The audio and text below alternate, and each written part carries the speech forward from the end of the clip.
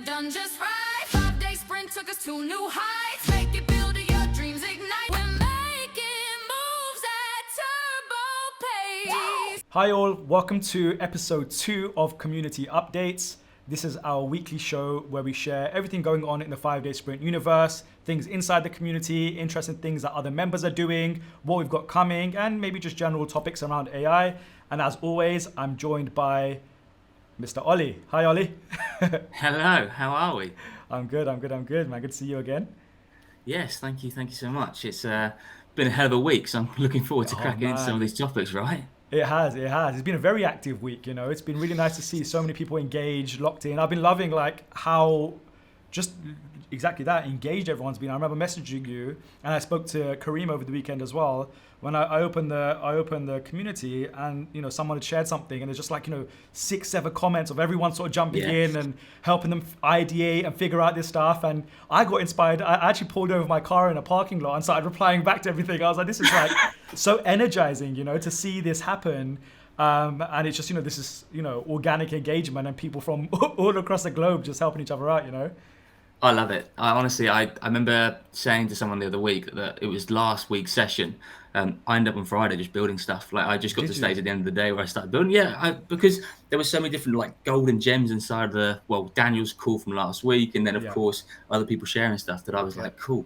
Like it was mainly around the UI designs of how everything's looking at the minute in time. I was just taking inspiration from here, there, and everywhere, and just trying to piece it together myself. So how did you more go with of that. I To remember come. you were playing around with some of the Lottie files, things like that. How did that go? Did you manage to get somewhere? Yeah, wicked. It's really cool. It's my first ever experience using Lottie files, so that was really cool. But just the way that my brain works is it's seeing how that's built, and then the eventuality of what can then be done, and sort of stuff that can kind of compartmentalize after the back end of that. And I think one of the coolest things, I'm quite obsessed at the minute in time with hover, and the whole feel of how it looks like when you can then have like images that pop up behind it, everything like that. So yes, very, very excited to carry on moving forward. And I think we saw from one of the members the other day some of the UI design they shared of us in that Loom video, and that for me really that was kind sometimes of I get these messages sometimes from community members where they're like privately sharing things they're working on, and I'm like, no, put it in the community. Like, you got to show everyone. This is so cool. And they might be a bit shy because they don't want to quite put it out there yet, or they just want my opinion. But as soon as I see it, I'm like, man, it's just, again, just energizing and so amazing how people are just taking, you know, these ideas that literally start inside your brain, you know, which otherwise would feel like this is, you know, a big heavy lifting job, you know, but within a few hours, you're able to put a prototype together. It's wonderful to see. And also, we've seen a good example right now of people just sort of, you know, having these really like, you know, ambitious ideas where you might need to tie together multiple APIs, you know, different services, but are really open and excited about having the conversation. You know, we had, we'll touch on some of them in a bit, but like someone speaking about AI call agents, you know, what would that look like? Yeah, I'm thinking about that. I'm like, wow, that's like a whole experience. Yeah, Mark shared that's a whole experience. Mark's story is great as well. He's he looks after a yacht by day. It's a yes. Yeah, he looks after yachts in, where was he? I think it was on the coast of Italy when we last spoke to him. Yes, you're right. And yeah, it's wonderful, man. But people like this, and in his evenings when he's not looking after yachts, he's away. He's building stuff with AI. So it's wonderful to see. So we're going to try a little bit of a new sort of format with these calls. And so after last week's call, I saw that, you know, it was lovely to see you know, so many, you know, people receive it so well and find it, you know, just insightful and interesting, and, you know, enjoy it as much as we do putting these together. But I wanted to just give it a bit more structure because we had some talking points last time that we shared. But really what we want to do is actually like kind of lay them out from the beginning, so you guys can get a good feel of the type of things we want to cover. And then accordingly, you know, you can skip ahead, jump around, you know, consume this content however you wish, but also gives us a nice way to, you know, touch on all the points that we want to. So, you know, we're going to be touching a little bit on the classroom restructure and how we've actually, you know, thought about content and the conversation that Ollie and I had a few days ago. We'll go a little bit into the new content that I just put out on Friday as part of the Best Dubai series, where we're building an AI directory called bestdubai.com. And we just released the content for the SEO pipeline, which I think is probably the most valuable content that we've got in there, you know, especially in terms of what can really drive growth right now, and where there's like a unique opportunity to get organic growth where other businesses are spending, you know, hundreds of millions of dollars doing this, and you can do this, you know, within, a few hours yourself for basically zero. So we'll touch on that a little bit. We'll maybe touch on Sora a touch as well, and what our reflections are of the past week. I mean, I've been getting so many DMs of just memes being sent to me. I don't even know how many of them are like politically correct to share. Yes. But oh my days, like just everything. Like, have you seen the WWE ones? Like those Yes. are cracking me up. I've seen. There's a lot of smart people at the minute in time that I'm guessing with Sora 2 that you have to share your access to have your face used by multiple different people, because when you set your account up, you of course own your rights to your one particular character. And I've seen so many smart people now doing reacts of what people are making with their content that like they'll charge some sort of, they'll be really upset or angry around it, but at the back of their head they're just kind of like, no, this is perfect, I need more of this content coming through and it's heaven for people like that can go and distribute what they want and see how creative other people can get. And I think we flip it, and we'll talk about it today, the ethical side of how you can make it work for your business. That's really cool. I think that's Did you see what really Mark Cuban exciting. did? Did you see the Mark Cuban thing? No. So Mark Cuban allowed his cameo, basically made his cameo public, so anybody could make videos on Sora, but into his preferences, because you can have preferences on how you want yourself to be displayed, he put in there that every video must say brought to you by costplusdrugs.com, which is his company, Smart. which is incredible. So, you can take the mick out as much as you like, but every video is plugging him. Which I thought was such an interesting, sort of play on it. We'll touch a little bit on Sora as well. We'll cover ChatGPT's Agent Kit, which is a new sort of, kind of a drag and drop Zapier-esque interface that OpenAI released last week. And then we'll go a little bit into some of the successes of 5-day sprint community members. We've seen some really cool projects crop up in the last week. And some interesting questions around how to actually think about new ideas. Do we actually go into new ideas kind of from passion first? Are we being a bit more strategic? How are we thinking about these things? So we'll touch on that. And then that will flow us nicely into some of the new ideas that have been shared in the community. And then we could talk a little bit about marketing as well. There have been some questions around, what does this look like post-launch? Once I've got my product out there, how do I make money from it? How should I think about this? And we can touch on that. And then lastly, we have an exciting new feature coming to the community, which is going to be with Ollie himself, called Ollie's Office. And we'll touch on that later on. And I'm very excited about that. So it's going to be a nice session. So let's jump into the classroom restructure. So we actually did a bit of a rework inside the community itself. So let me see if we can jump in here. So here we are in the community, in the classroom. So there we go. So Ollie, do you want to touch on this a little bit? Because the kind of the thought actually came from you. I thought it was a great insight. 100%, yeah. So had some really great conversations with a lot of people over the last week or so, and I think one of the apparent things is if you are brand new to this whole new world of AI and trying to work out how to make these things work for you, maybe a bit of a strategy behind it, and just seeing a clear example of where you can just follow video by video just to work out where you best meet at the current minute in time. So we've had some people in here that are incredible at building things, and they just get in here, take to it like a duck to water. Other people are joining through curiosity, and we want to understand from their point of view, okay, how can we make that experience even easier for you guys? So we of course have the old framework of Guilty Chef and how that was built with Webflow, Zapier, Airtable, and I honestly think that is one of the best places, regardless of how good or new you are to building things with AI. I think it's a really great place to start, mainly because you see how the structure works and you start thinking in the way that the structure is being built.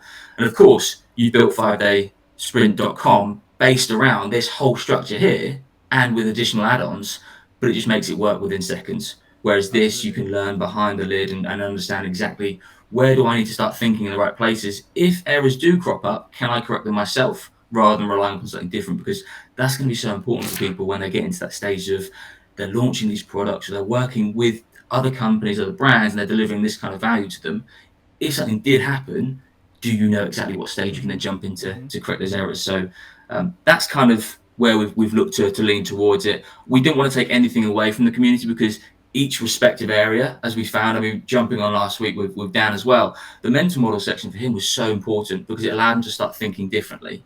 And I think we're also keen as well in time to keep adding to these sections as well, mainly because if that's helping to impact people think differently, how can we do more of that? And how can we make people think in that kind of way that isn't guiding them to just build one thing, it's making them think differently by seeing some sort of template example and then express exactly how they think about it. Yeah, absolutely. That's it. And again, these insights, like to your point, speaking to people like Dan, are very insightful for us, to understand how people actually navigating the content, and then, this whole space being, very iterative, and so kind of what we did over the last week was just, restructure a little bit how the content flows here. So, when you jump in, you have the starter pack, which is like the very first place to just, get to know me a little bit, understand, what the principles are of the 5-day sprint. And more than anything, the principles, to your point, Ollie, are what are so important, like how to actually think. It's not as simple as, just saying, hey, I want to build this thing, let me just one shot it and create it. What we want you to more so benefit from is how you should actually think about problem solving, and for some of us, we already have some of these skill sets because of the type of work we've done or our careers, but we might not realize how much of that is actually reusable in the AI landscape. And so just our mind has to open up to that a little bit. And so by going through this sort of journey where you understand the principles of what we're doing, which help you kind of just frame your mind, you can then go into, meet the tools where you understand a little bit about the sort of tools we're using. And then you can dip into some AI experiments. And we have a couple of easy projects that just kind of let you get your feet wet. But if you feel like, you're more advanced and you want to go into like, the bigger projects, you can go straight into things like the Guilty Chef build, or setting up the 5-day sprint framework and going to the best to buy build. So, we just created a way now so everyone could sort of flow through, and wherever you want to skip through sections, you can. But if you just kind of follow this system, section by section, literally by the time you get to the best to buy project, which is really like, the staple of being able to create anything, with AI. Like if you can understand how this system works and how we build this directory, you can build anything for yourself, anything for anyone else. And by the time you've even got to that point, you're so well prepared mentally as well to be able to take on any challenge. And so that's what's exciting here is like, if you get through that process, which again, you can like, really, if you were like just drilled in, I'm talking like a weekend's worth of work, and you can just be super locked in. So yeah, I think that it will really make a big difference in terms of how people navigate the community. And just to back that up as well, I think there's also a large piece that, AI workout planner might not be for everyone, but it's not to say that you have to go and build one of those. What I took from it when you delivered that content, I think that, if I'm right, that might have been a live stream we did ages ago. Yeah, it might have been, yeah.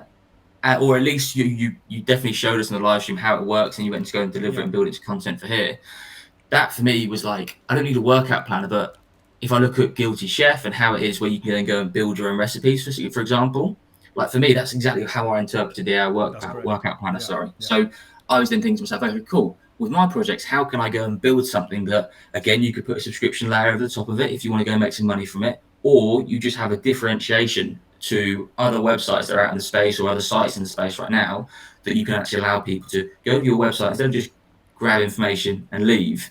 It's like you can play around with it, you can stay there, you can be creative with it, and that's where I think if you can look at the whole space of AI in that kind of, we always talk about the blue sky thinking elements, which is, it's not just a case of it's being presented to you, build that exact thing. It's what can you go and do? And we'll touch on it later, of course, around passions, or is it data driven? No right or wrong answer, and I'm sure we'll touch on that later on. But I think it's also, can you do that with a classroom and how you engage with the content inside there? And again, I'd love to hear from other people as well off the back of this video inside the community of how do they find the new layout? Is there anything else that we can go and do to deliver for that? Because again, it's for the people, right? We're doing this to make lives easier. Exactly. It brings upon a good point that I think kind of went viral this week. Peter Levels, who is the genius solopreneur who's, you could just search his name, he's been on Lex Friedman podcast and everything, but basically just makes hundreds of thousands of dollars a month, with his kind of AI apps. And it's just him by himself. And he runs these amazing projects. And really the concept was around, him saying that everything is a wrapper in a sense. And you hear a lot of these kind of conversation go around of, well, isn't, this just an AI wrapper, or this just an AI wrapper? By AI wrapper, we mean basically just a simple kind of, let's say you take, I don't know, you go into ChatGPT and you start having a conversation with it about, meal prep. And then that's basically how you use ChatGPT, but you could frame that as in sort of, mealprepper.com.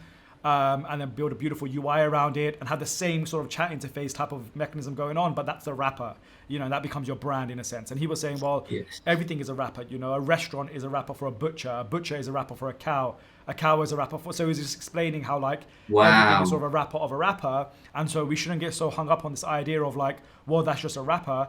And so even like with the AI workout plan or Guilty Chef, whatever, in a sense, yes, of course they're wrappers, but there's so many different ways to build these out. Once you understand the principles of how these projects actually fit together and the building blocks of them, you can do anything with those. And where really what becomes interesting and unique is how you go and brand that, perhaps your domain name, things that we're teaching here, like the SEO that can help you rank in Google organically, things like how you're actually creating content to go out online, maybe your understanding of the audience itself. So the distribution moat you create around it, and so even ChatGPT itself is essentially a wrapper of OpenAI's LLM model, and so we shouldn't get too hung up about the idea of like, is this a wrapper or is it not a wrapper? Just the fact that there's a huge opportunity to build very valuable businesses, and it's actually easier than ever. And so you should just lean into that and create things, and especially starting from, we'll come to later on, a point of curiosity of something that maybe you are uniquely well versed about, or something that you have an insight about, given maybe your own surroundings and environment. 100%. Levels is such a good. I mean, I remember watching I watched maybe a podcast of him beforehand where he was sharing. He built this kind of aircraft kind of world where you could just like go in there as an open world source place and just sort of play around with it as a games console. Right. And everyone was looking at it going, yeah, it's cool, but like the graphics, etc. No, the best bit about it was you could go and advertise buildings, hot air balloons, different cars and traffic. Yeah. And that was just a tool where people could just jump in there and knowing that like 100,000 people are going there every single week because they're playing this game, because they've seen this new AI game being launched. And your company has the chance now to go and advertise the first building you see when you load in, or when you get to a checkpoint, you can go and advertise that hot air balloon that is there. And it's like, that's the way you should be thinking about. And wrappers, I get it. I completely do understand. But I think it's a high leverage place to build things as a wrapper, because I think it's the conference narrative. No one really minds, like a salesperson or a CEO that's buying something. They don't really care about what the process looks like to go and build the thing. They care about, does it fix the solution that I need being done? And if the biggest issue in the space right now is fixed by a wrapper, then I don't think many people are going to complain about it, because they'll be enjoying what they're getting from it, right? Exactly. Yeah. And you're kind of given there's a huge market or space, in fact, to advertise to, where people don't use tools like ChatGPT to find a specific answer for something, and they do want a good user experience. I think that's like a huge part of this. So yeah, absolutely, man. So a lot of that is, really baked into the way we've structured the classroom now. So that's super interesting. And then, just following on from that, we just released the new Best Dubai content this week. So we now have, let me just pull it up over here. Where are we? Finding my cursor. So there we go. So in here in Best Dubai. So at the moment, we already had kind of, the breakdown on how to actually set up the framework from 5-day sprint, how to then plan your project. And so really what you're seeing throughout this entire process is how to actually think about setting your project up, literally from the very, very start, and you're seeing how I'm thinking about solutions, how I'm solving certain problems, how I'm ideating in real time, which I think, will be really insightful. And you'll also be able to resonate with it a lot, because a lot of times you don't have a reference point. And I specifically don't have a reference point of what does it look like to solve a problem when you're building something with AI, right? You might sometimes have tutorials and videos that are sort of like, cutely cut together and to say to you, do this, then do that. But actually in the middle, there's a big messy part of things can go wrong, or how do I actually do this and do that? And I think that's where both the content we have here, where you're literally seeing me screen share in real time, there's no cuts. I literally have my screen on and I'm just talking and I'm showing you as I'm building, I'm solving things in real time. Then you're seeing the result in each video, and then it's structured in a way that's really easy to digest. But then off the back end of that, we have the community itself, which is a great support space. So, we had someone like Douglas in there this week who was trying to understand, how should he set up the relation between his different database tables, right? And again, like that's content is inside the video, so we could direct him to the videos, or we can just jump in and say, hey, Doug, here's how you should think about it. And he got the answer, what he needed to very quickly. And if you need to take it a step further and get on a call with him, we can do that as well. So it just gives everyone the ability to, again, see what we're doing here as a good reference point, and then go and apply it to their own specific use case. And so this week we released the SEO pipeline. So we kind of explained how you actually want to think about setting up the URLs on your page, and the schema as well. So those are kind of like very, very unique kind of aspects to SEO specifically, where you want to make sure that you have the right schema on your pages. And this is effectively the language that Google speaks, and also the language that LLM models like ChatGPT, Claude, Perplexity, etc. speak. So if you have this type of structuring in your site, your content is going to be indexed well inside Google, which allows you to hit those kind of #1 ranks, but also allows your content to be picked up by ChatGPT, etc., and then be advertised to 700 million users every week. So it's a great sort of way to think about structuring your site, and I would say essential to building out any type of site right now. And so we just went through a lot of that, how to actually think about doing your general site schema, so for your actual website itself, how it should actually think about your website and then the individual content within it, and then automatically going ahead and generating that data. So on Best Dubai, I press one button, and that button just kicks off this pipeline of like generating content, fetching images. It actually goes and uses OpenAI Vision to analyze those images to then write the SEO description for that image.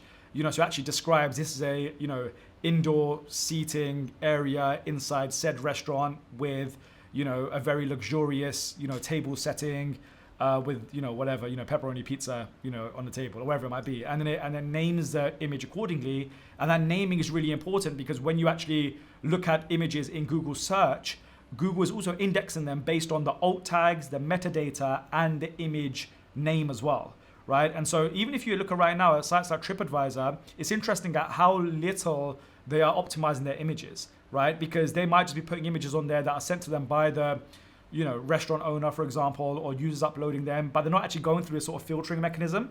And AI can do that for you by itself. And so again, these are versions of like, if you take a big company, they would really have to kind of create new systems and adapt their existing systems to be able to make these things happen, right? Which require many, many things. First of all, it requires a strategic decision from the right stakeholders. It then probably requires some sort of budget that have to get signed off on.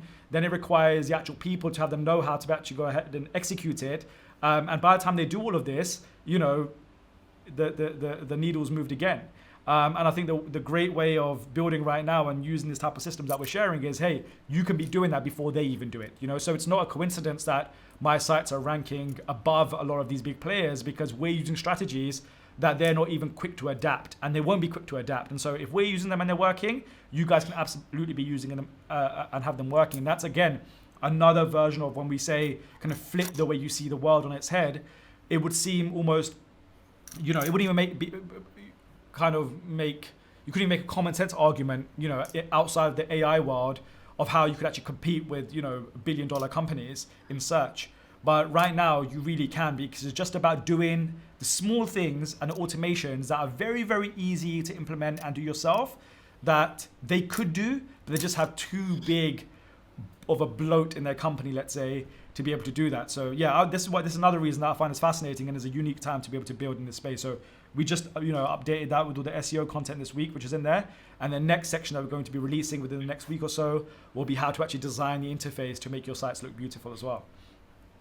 Honestly, this stuff gets me really excited, mainly because it's an education piece, let alone delivery piece. So like, I had no clue around SEO before, even jumping in back in January. And then over the stages of time, just started learning more, and you recognize it. So for example, you may go onto one of these websites at some point soon, and you look into the URL, you look into the slug, and all of a sudden you don't see that they're optimizing the stuff that we're doing inside a 5-day sprint. Mm-hmm. But use a light bulb moment, because you start recognizing these patterns that companies aren't taking initiative over.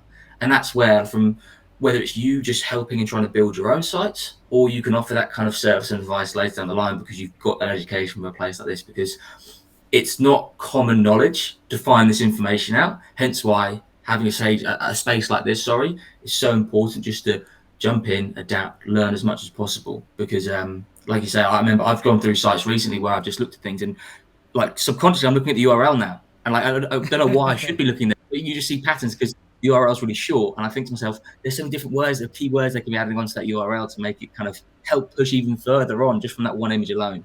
Exactly. Yeah. It makes a profound difference. And actually, like, a lot of this is so fun, because not only am I building in real time, but we're sharing the results in real time, and so I'm always posting, updates of, the search rankings, good or bad, no matter what's going on. It's interesting for you guys to see what's actually happening, because it's not all rosy all the time. You're always kind of figuring things out and iterating, and other people are sharing things that they've got going on, things that are working and might need to tweak. In fact, one of, a huge lesson that we actually have a session on this inside the community. This was like very early on when I started building one of my other directories. Someone in the community said, hey, you're missing canonical URLs in your sites. And I didn't even know what that was, and so then we jumped on a call with a community member and we recorded it, which is inside there for you guys to see. And he explained what they are. And in real time, within about 10 minutes, I made that change to my site. And that had a huge impact on then the results after, And so again, it's like another great example of where I'm learning with everyone as well, and we're then sharing our results, and everyone is able to, grow and learn from each other. So cool. So cool. So Sora, it's been about a week or so since it's been out. I know you've had loads of thoughts on this, and specifically, I actually wanted to use this moment to touch on your idea around avatars, because I think it's a fascinating idea. Nice. And I think it's really smart in terms of how people should think about branding. So do you want to touch on that a little bit? 100%. Yeah, it's been an idea that's been flowing around in my head for ages, and it's not until Sora 2's actually come out that I thought this is realistic now. And a lot of it came around to character consistency, and what I mean by AI avatars is you can go and create a face for your brand and still remain faceless. So, for example, someone may not know that you own Guilty Chef, but if you made an AI avatar that was identical to you, they probably would understand. But if you made it completely different to you and it looked like a chef wearing a chef hat, chef outfit, and it was in a different place rather than just the kitchen. Almost like the Domio guy. 100%. You could then go and the world's your oyster when you have that kind of branding. And the really great thing around Sora is not only do you just create an AI avatar, you create the face of the brand, but you then have the ability to make consistent content going out, which doesn't mean you have to then go and be at this one location, record at this time, your calendar gets in the way because you're busy with work, etc. You just have this ability to sit there for 10, 15 minutes, think of an idea, build the prompt structure of how you want the content to be built. Sora takes care of everything else. And there will be many more different products like this, I'm sure of it. But I think I mentioned to you this the other day, Octopus Energy, if I ever needed to call up a company just like that, I would be thinking to myself, well, I'm going to go onto Google to search it up. But what they've done so genius is I see that pink octopus drive past on a van if I'm going around somewhere in the town or just driving around the streets, for example. And all of a sudden you see that. And it's the first thing you then think about to then go and call that one company should something go wrong. And there's so many more examples you can give for it. But it's a really incredible way from the marketing point of view of how to go and take initiative with it. And I think there's also this guy here, right? Absolutely, yeah. And it's got nothing to do. That has no parallel towards what would make people's energy drive through a lot faster inside their homes. And it's got nothing to do with it. But what they've done is they've made something that's so simple and realistic that people can look at and just go, yeah, it might recognize compare the market where they have Compare the Meerkat, right? And they have a whole campaign around that. And so they have this. It's been quite an interesting thing where a lot of brands, especially in the UK, we're really doing this a lot and still are. And so all the advertising on TV and everything will be around this character. It has a voice, and it is interesting because you are taking a boring industry, right? And you're kind of mascotizing it in a way, right? It's really, really fascinating. And it obviously does have a profound impact on how people then go and associate themselves. Another one is Go Compare, right? Where they have a physical guy, of course, but this guy who basically does opera, which is interesting. But again, look, if you're, it's really smart, Ollie, because you can go ahead and create the character in, a Leonardo AI, even Imagen from OpenAI, Midjourney, anything like that. You can then go ahead and turn it into a video using Kling or now Sora 2. And then you can take it a step further with Suno and actually go and create a voice for it. And actually have a soundtrack to it, or use 11 Labs to actually generate the voice. And you know what? The cool thing with 11 Labs, where I think there's another unique opportunity which ties in well to this is, 11 Labs have a couple of things here. First of all, you can actually go in and train your own voice, or you can go and take a voice that's already out there. What I would go as far as saying is, if you look at sites like Fiverr, which where you can actually go and find freelancers for different things, I would go in here. Oh, that's cheeky. Upwork. wow. Yeah. Wow, they're going for it. But Fiverr, for example, you can go in here and type in, let's say, voiceover. and find voiceover artists, and you could find someone that basically has a character-like voice that you might like, and ask them to do a recording for you and allow you to create a custom voice from that, or they could create the custom voice, verify it on their side, and allow you to use it. You know, they're just interesting ways to go around it, so you can then, when you have that voice sample, you can go do anything you want with it, you know, afterwards. And so, you know, but 11 Labs is a great way of doing it as well. You might not even need to go as far as having a custom voice, but you could take it that far if you wanted to. So it's just really interesting. Yeah, just the fact that you can do something like that, and now you'll have a character that could just be associated to your brand everywhere it goes. I know as well, the podcast and audiobook element inside of 11 Labs is also something that hasn't been touched on just yet, as much as I think people should do, because let's put it this way, you've now built yourself a character, you've got a face for your brand, people recognize the voice and the face every time they see something going out. They would probably listen to a podcast or a short form episode from an audiobook worth of information that you can capture. And the best part about it is you don't need to spend all this time writing down all these notes to build the podcast. Just use ChatGPT or different other LLMs to go and do the market research for you, build up this script, upload the script into 11 Labs, and all of a sudden this podcast is working for you on the one thing you're trying to build towards. Absolutely. I've got a close friend of mine at the minute in time that's building AI avatars for companies. So he's basically said to them, listen. It's the way you said, I've got a close friend of mine at this minute in time, as if like very temporary close friend. yes. Only the winter months we're friends. It's but he's building them for brands where he's just gone to them like, listen, you've got an ICP that you're trying to target. Yeah. Let's try and find a way to go and design this one model or this one AI avatar that suits what everyone thinks about your brand as a person. And then all these ad campaigns they're releasing from this point onwards, and content that's getting distributed out, they're building it towards that. And I think that's something that over a period of time we definitely need to explore anyway, and of course help the community understand too. But it's only just getting started, which is great, because people that are building towards it now, like I mentioned, a close friend of mine, it's fantastic that they're getting the reps in and they're understanding what works and what doesn't. But in the nicest way as well, we can almost sit here, have the idea, and know every 2 weeks, it feels like right now, a new update comes into the space where it makes that whole process easier for us to then go and build. The image generation would be better, the character consistency would be better. But it's just ideas and thoughts for people to have around how they go and distribute their content out.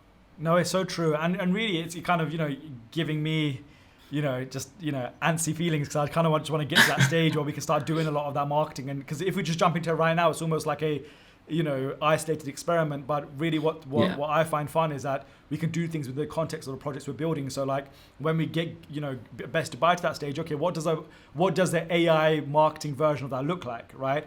Is it a caricature? Is it something else? Is it newsletter? But how do we do that so it is automated? Because that's a goal. We want these things to be something that you can one-man band, have things that are just out there and happening by themselves. And then Guilty Chef's a great example of how we could build in kind of that chef character, which I think would be really fun. And again, look, you have APIs for Instagram, where you can distribute content automatically. You have APIs for Firecrawl, which can go out there and actually fetch live news and information and turn it into content. So again, just stitching together these APIs and doing things is what really makes it fun. So we've been talking a lot about the marketing aspect of the 5-day sprint and how we really want to distribute a lot of the content, because we're building marketing AI channels for clients in my agency as well, and we're seeing a lot of interesting patterns of things that are working, right? Like newsletters is a huge one, which I think is such a gold mine itself. I think we really have to almost isolate that as like a month or 2 month long topic to really go and express how incredible of an avenue it is. But yeah, these things just get me so excited, because I think there's plenty of interesting things that we could do here. I 100% agree, and I think again, just to reiterate it, it's only the start, and that's what's so exciting about these processes. And like, you may have something where you feel as if you are so important that you have to create the content yourself, you have to be front and center of your brand and your business, and that's absolutely fine. But the food for thought, I guess, for a lot of people is, if you want to go and build one of these projects right now where you're just using data and you have no interest on what you're building towards, but a lot of people are putting their attention towards these sites right now, and you're not particularly that perfect ICP or can speak fluently on everything that's going on, if you go and build one of these AI avatars and just have these different, like whether it's Perplexity and some sort of automation that just funnels information through every single data, make that content, and then builds a script, and then automatically that character then starts running that script for a sequence of content, then you can then start, like you say, a one-man band. You may have 5 different sites on the go with 5 different avatars that are just working, and that's what we've got to look forward to in the, probably I'd say, the very much the near future. Yeah, it reminds me a little bit of like that kind of faceless YouTube era, which I think was like, it kind of still people are doing very well off it, kind of these YouTube channels where kind of AI generated content, people do it with playlists, like, people do it with bedtime stories, things like that. And there's some, versions of, Coco Melon, but AI, that work really Yeah. well. But this is almost like, feels like an interesting sort of like switch on that, which is kind of like micro marketing campaigns across different, channels, using this type of, faceless, caricature type of element. So yeah, I think it's fascinating. I'm really excited to dig more into that. And just following on from Sora 2, another announcement.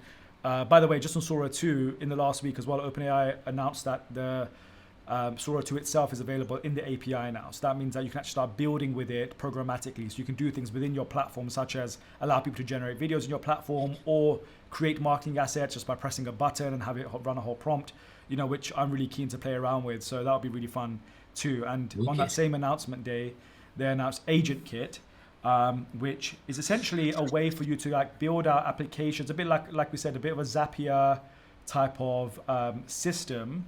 Let me just put it up here. Yeah, this is exciting. But so you can kind of see here, it's almost like a drag and drop type of workflow where you can sort of, put specific AI workflows into, specific AI agents to work inside of one workflow. You can add, multiple prompts in there. You can add security layers. There's loads of things you can do, and you can also connect it to your actual live application. Things such as, live chats. They were explaining how you can build, and they've got something called Chat Kit for that as well. So, what were your kind of thoughts around this, Ollie? Like, have you had a chance to play with anything here? Yeah, so my initial thoughts with it was I got overly excited when it first launched, because I think whenever OpenAI and ChatGPT launch things, they don't do things just to launch, just to be in the space. They do it because Yeah. they're recognizing a pattern that's going on. So make.coms, N8Ns, even again, we talk about Zapier as well, all in that band where people are recognizing that this is quite an apparent thing, and they're now OpenAI's got a piece of the pie too. And I think what I've certainly recognized, and this is not data driven or factual, but I think OpenAI has gone for the play where they're going for the mass audience, and how can they make it so easily understandable for people if they've only ever just used this once, they can get started today. And I think with just the layout, how it looks, it's really simplistic, and even just the tags and the subheadings on each of them, it's like it doesn't take a genius to go in to work out, oh, okay, cool, well that thing that needs to be built inside of here is going to help me go and do X, Y, and Z. Whereas Yeah. on other different platforms, they're probably a little bit more, and again, I don't want to say this out of terms, more technical. So a different style of person will use and predominantly use them. But this is something that I think, whether it's the perfect thing right now, who knows? Only time will tell, but it certainly will be. And I think that this is going to be a place where if you're very used to using ChatGPT, you talk to it every single day, it has that memory bank of everything you're doing. I see ways that this then allows you to then go and basically say to like ChatGPT's voice commands, based on a conversation we had the other day, we spoke about this between this time zone whilst in this meeting, for example, can you go and retract that information and then deploy it in a PDF for me? And I think that stuff's going to become so much more accessible.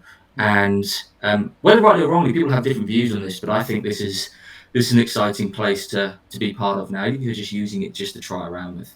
Yeah, and I think more than anything, it just shows the intent of OpenAI and where they think this world is going. And it's not first of all, we started to see a little bit of sort of the coding world with what Claude Code did, and sort of like that was really an inflection point when everyone started speaking about not necessarily Claude Code, just Anthropic's coding abilities with their API. Then Claude Code came out. And the OpenAI have really kind of put their foot on the pedal with Codex, and now the Agent Kit, Chat Kit, things like this, where they're trying to really steer into that sort of developer world a little bit, and to build on that. And so it's really interesting that they introducing tools like this. Who their ICP is, I think is kind of a little bit vague at the moment, because they kind of refer to things such as builders and whatever, but like even when I was just sort of looking around at it and playing with it a little bit, there's still a little bit of a technical sort of understanding required in it. I think in the way it kind of feels like it's built by engineers, as Sure. opposed to kind of a user experience first type of approach. But I think they'll only improve on that. So, these aren't the type of people you want to bet against. I think they're going to learn and improve. And, before we know it, I mean, you could see a time in the next, year or so where you're basically just, snapping your fingers and any type of software is just, being created for you. So, yeah, it's very fascinating. I'll definitely say to everyone, jump into this, have a play around. If anything, it just gives you a good understanding of just like, the logical workflow of how things work. And to Ollie's point, like to be able to take your context of your own ChatGPT conversations and things inside your universe and translate it into something is really fascinating. No, 100%. I think we'll at some stage have some time to play around with this and try and find a use case for the community of how this can work and build something towards. But I think, again, like you mentioned, it's that whole who's their ICP. Like I said, I don't think it's data driven. My thoughts behind it, I generally believe it's like ChatGPT is now almost universal on everyone's iPhone or everyone's Android phone. Like it's now kind of getting to that stage where people are starting to use it far more. And I think the really good thing about everything that OpenAI has done so far is one of the first launches been great. Like Sora 1 at the time, we were like, brilliant, this is cool, but we could see where it was going. It wasn't perfect, we could see where it's going. Then Sora 2 dropped, it's like something out of a whole new universe. And I think that'll be the exact same with Agent Kit. Like it's just trying to grab some data for them as a company, which has now been rolled out. They'll understand what people like about it, what they don't like about it. And they're very good at making the second version perfect, or at least as good to perfect as possible. Well, it was interesting. I was just listening to Sam Altman's interview with Andreessen Horowitz and sorry, no, not Andreessen Horowitz, on TBPN, and they were asking him around Sora 2, monetization, models, and his answer was so common sense, which was we're only 10 days in. We don't know, and so like we don't know if this, it's been profound. The impact, they say they see this as that kind of that Chat GPT the GPT 3.5 moment, but for video, which is interesting, and I think I agree with that. But he said really time will tell how they end up monetizing this. How this actually turns into sort of different business models within it, and I think that's an interesting thing about really a lesson that we can all learn. And when you see big companies doing this, it's kind of more telling, which is just iterating your way along, right? Get something out there, get in people's hands, start to see how they use it, right? Like, you didn't know where people's creativity is going to go, and I think that's a huge insight that they're taking. And same with any of the products they're releasing, which is let's see how people use these. Let's see what feedback we get. And that's the best form of working. And I mean, it's a very, meta thing to say, since we're literally doing this community call because it's a version of us iterating based on what we hear people speak about and what we know we kind of want to deliver for them. And similarly, it's just like by being out there, you're iterating, you're tweaking. This is community call number 2 versus community call number 1, which was just, hey, let's just go live.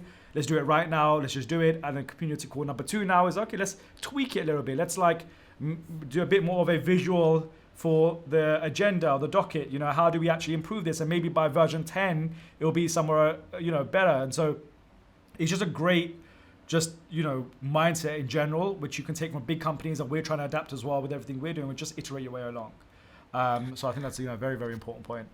I completely agree, and I think I haven't heard that yet from Sam Altman. I think that's really smart because I think a lot of this AI space, it's like you just give the tools to everyone and anyone and see what they build, and then the majority of people find their way and they'll start building these next things. Like I think people realize that you saw the absolute uprise of people building AI automation agencies, but it's because everyone thought that the only thing was to build automation agencies. So everyone jumped into this one way of doing things. And definitely there's a lot of really great ones, but then over a period of time, Claude just went, well, listen, like we're so great at coding, all we're going to go and do is basically just go and give you the ability, which is you ask it a question, it will give you the code format. These huge companies and the leverage they have just identify things that keep going on and then just make subtle changes over a period of time, which become huge impacts in the space. And I think that's what's so cool. And I think if you can look at it from, like, to reference Greg, the idea is people are now winning because they now have the opportunity to not have that ability. Like I'm one of these people. I couldn't have built a website like this without the framework, or I couldn't have built it without the school. But what it's allowed me to do is just kind of put all of my ideas in one place, work out which one's going to be the best one to take action on today, and start building with those. And I think just to reference ideas, it'd be quite cool to talk upon the sprint successes because there's a lot of cool ideas that are flowing around in the space. Yeah, man, it's been really cool to see this week. We're starting to see almost a surge of people, starting to get their projects out there. And I think it's really kind of been notable that since we we only released the kind of the 5-day sprint framework, the ability for you to actually, build your own projects using our system only sort of about maybe 6 weeks ago now. And how quickly people are now getting projects live and just getting them out there has been fascinating to see. And so we've started to see a lot more interesting activity in the community in terms of projects released. So we can see here, let me pull up, so I'm just managing between 2 different screens, so I keep having to find my cursor, which is a challenge. You're good. So this is inside our framework. So if you go to new project, this is what people are doing right now, is they're coming in here and they're typing in whatever idea they have. They're clicking start research, then giving them research on their idea itself with features they might want to integrate. They can add new ones, they can change it, they can give feedback. Then which type of AI tools they want to integrate, and then you can add your API key in there, which we have instructions on how to get. And then before you know it, you end up getting a sort of, you click generate framework, and then basically you get this sort of like one-line command. And you can take this one-line command, which is, it's just kind of generating it over here. So it takes the context of the project, any idea you have, like could be literally any idea. You'll just go ahead and copy this right here and go ahead into cursor, paste that, hit enter, and your project is effectively set up and ready for you to start iterating on. And so it really is like, we even call it the 5-day sprint, but really it's sort of like the 5-minute setup, in a sense, and then really the rest of the time, the kind of tutorials that we have on Best Dubai, especially right now, is showing you how you will then level that up. So how you can start adding, different features, connecting your database and doing more interesting things to really make it a unique product. But, a lot of the work initially is in getting the scaffolding and setup in the right direction. And this kind of, fast tracks all of that. And so now we see in the result of that with the amount of people that have been releasing projects. So we'll highlight a few of those. I think this was interesting. We saw Hiran here in the community, who has started to see a lot of interesting traction on Google. Again, like 38K impressions, which I think is phenomenal. Total impressions here 687K, and Hiran's been someone who's been in there, and it's just in the last 28 days, by the way, which is just fascinating. Hiran's been someone who, by the way, who was a person who I spoke to about the SEO that time, where he helped me make those amendments. He's just been iterating himself. He's been in the community from the very start. He's been building projects along the way. He's got something really interesting now, which he is actually looking to sell. He wants to work on different ideas. He's got a new job, so he's figuring out some more time, trying to make some more time. But he's just playing around with projects, and it's really interesting to see him see his type of results. Even Junaid as well, who he references there, has seen an interesting uptick in traffic, and that again comes back to that SEO process, just the importance of integrating these type of SEO practices into your project, and then before you know it, you'll see a trajectory like this, which is very, very attractive, especially if he's trying to sell his project now, which I'm sure he will, and hopefully we'll have an update on that soon. But it's brilliant to see what Hiran's done here. 100%. I'm quite excited to jump on this week with Hiran to work out what's going on and everything that he's done to date, because even from my point of view, just to learn some gems from him to understand, and of course get that session recorded with you two to show the whole community of course how this worked, because I think that's another key element, which is not only have we got some really incredible builds being created, but the ability that they're willing to share with everyone how the process is happening and what they're thinking in real time is something that you, like, in a nice way, you don't find anywhere else. And it's still it's still so relatable because it's being built inside of this framework, and different expertise that each individual person has, adding those elements into it builds that bigger piece that when people can watch that form of content, they can go, okay, cool, I can think differently now. I can start working in different ways that maybe I hadn't even thought about approaching just so far. So I'm really excited to see this one evolve as well. And especially I think someone's going to be super, super fortunate to buy this off him and take it to a different place. Absolutely. No, I love this type of stuff. But this is, again, what gives us so much fuel, is actually seeing these things come to life and, people implementing them and then seeing the impact. And, I'm incredibly grateful for that, because to take that information and to, build things like this in your own domain, and to, put that effort in, it's so rewarding and motivating to see, and only what, makes me want to share more and give more as well, because this is really the format of success for me, is seeing everyone else's projects come to life. And I think another great one is Derek's Receipt Chef. I know we're going to be jumping on with Derek this week to actually do a call with him and actually understand this in a lot more detail. But I know, Ollie, you've had some conversations with Derek around this, right?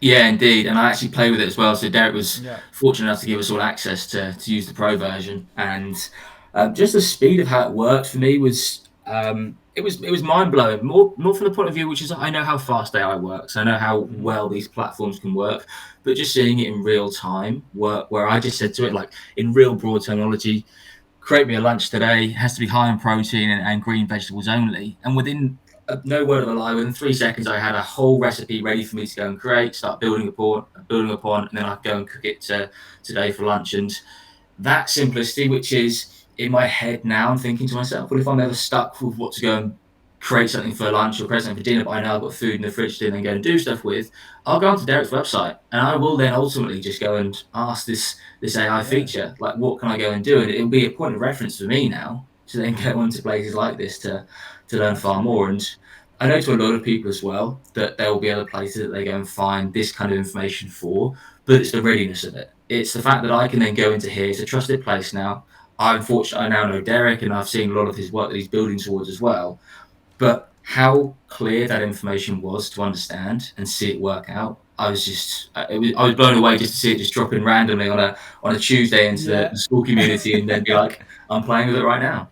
It's brilliant. It's brilliant. It's really cool. It's really cool. I love this. And again, like, it's a good example of just taking an idea, getting it live, throwing it out there, and asking for feedback. He's in the Yeah, community. Getting feedback from other builders. Now he's got this sort of. If you really think about it, like, you know, excuse me using the terminology employees, it's the best kind of reference point I have, but like effectively a team of yeah, people who are bringing their own expertise, and that's really what the community is, right? So you've got someone like Hiran who's amazing at SEO, who comes in and says, hey, this is what you should think about over here. Then you got someone who might have a great visual eye, someone who might be able to look at something from a UX perspective, and it's just fascinating to have everyone sort of in there testing and giving their thoughts at the same time, and then someone like Derek being able to take that, and first of all it gives him a ton of confidence, in terms of, wow, like, people actually seeing this, great, I'm getting great feedback, which is very valuable, it's honest feedback, and also creating a really safe space where you can give good constructive criticism, and I really love that, even if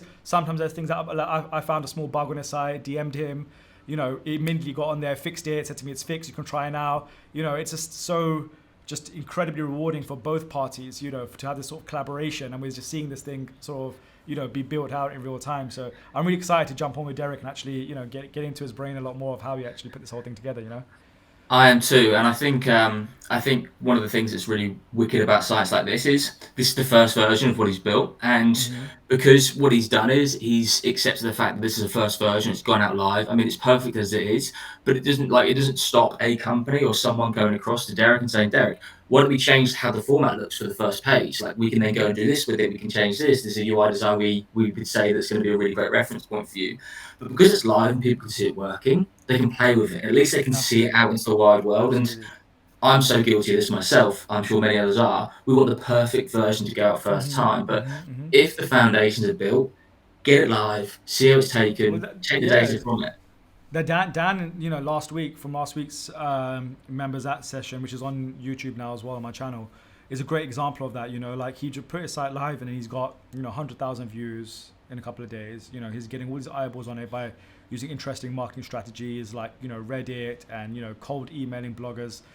So it's really interesting the type of things that you can do if you just get it out there, and then slowly start to actually iterate on it. But at least it gives you a canvas to be able to go and get feedback, and that's Yeah, feedback is just the most essential part of this process, right? Because we can have certain bias in the way we think about something. It's a bit like everyone thinking their baby is beautiful, right? You gotta sort of get this project out there, allow other people to see it, allow other people to give you constructive criticism, and so you can also start to feel what that feels like, and the more you sort of hold that idea and then build up to this one big launch and this most perfect example, and I've been there many a time myself. In fact, that's one of the things that I had to break through massively to be able to see success in my projects, which was you don't have to work on something for a year or 2 years to put it out there. And when you do, then you're actually more sensitive to feedback, because you're like, no, but I've thought about this, but I put this into it, but I've done this, and actually it doesn't matter because you could have just put a half-baked version out into the world a lot earlier and just iterated with it along the way, and 2 years later you would have been